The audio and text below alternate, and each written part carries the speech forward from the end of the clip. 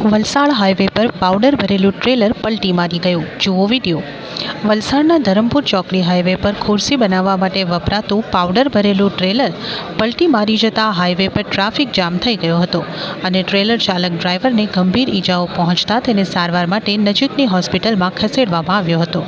આ અંગે ઘટના સ્થળેથી મળતી માહિતી મુજબ સવારે 11 વાગ્યાના સુમારે વલસાડના ધરમપુર ચોકડી હાઈવે પર સુરત તરફથી પૂરપાટ ઝડપે આવી રહેલા ટ્રેલર નંબર NL01AB 4108માં પ્લાસ્ટિકની ખુરશી બનાવવા માટે વપરાતા પાવડર ભરેલું ટ્રેલર પલટી મારી ગયું હતું અને હાઈવેના ડિવાઈડર પરની રેલિંગ તોડી નાખી હતી, જેને લઈને હાઈવે પરની બંને તરફની લાઇન પર ટ્રાફિક જામ થઈ ગયો હતો.